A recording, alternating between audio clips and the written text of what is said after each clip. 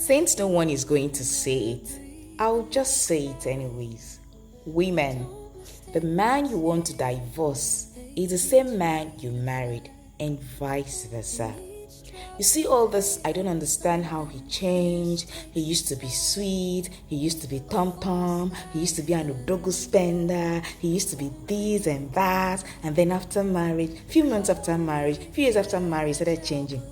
All my cap. I believe one major way to marry the right person is to understand the makeup of a man and a woman. Now, like I always say in most of my posts, my advice on relationship and marriage is kind of always tilted towards women because of the obvious. However, men can always learn a thing or two to apply. Now, as a woman, acknowledge the fact that you are an emotional being and then use that to your advantage. Now, I'm not asking you to go and start blackmailing people emotionally or be narcissistic. No.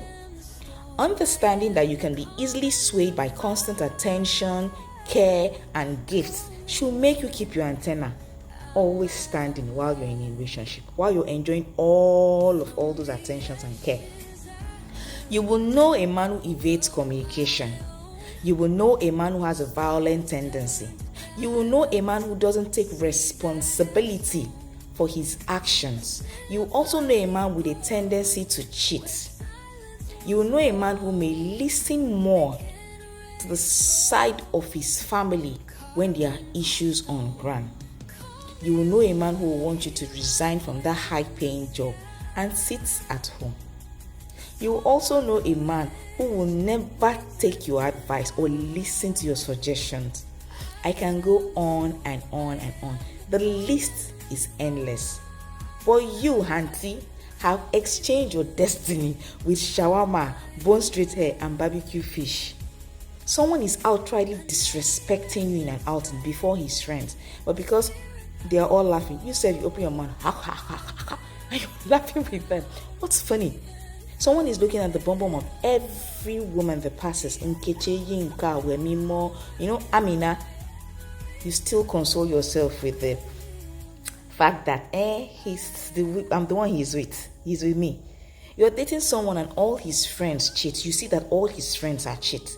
Yet you delude yourself with the fact that your man is different.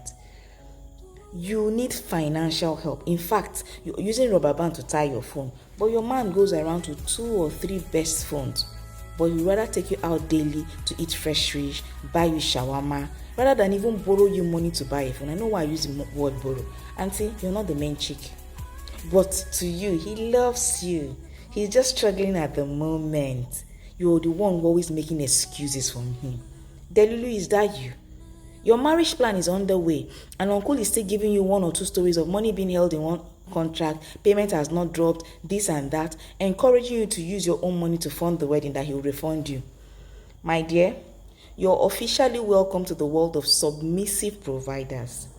And what's that last one? Women who are not loved at home delude themselves with. Yes, I believe you're not loved at home. They tell themselves he would change after marriage. I know one person, that know one person, that know one person, that know another person, that her husband changed after marriage. You're always knowing one person. Once you see any of these red flags I've mentioned, my dear darling, that is the time to dump that man. But no, in a world where several thousands of people are marrying right, you choose the example of one person who married a red flag.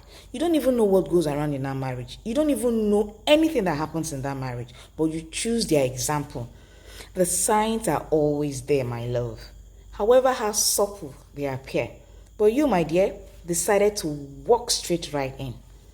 Please, no one should come and drag me. I didn't say you should not marry you. I am only saying that anything worth doing is worth doing well. And marriage is one of those things that are worth doing well. That man you're bitterly now complaining about or want to divorce didn't change. That was the man you married. You need to first take responsibility for choosing to ignore all those signs so you can be healed. Your Queen Mentor loves you dearly. If you find my life relationship episode interesting, please share so others too can learn. With love, still and always, your queen mentor.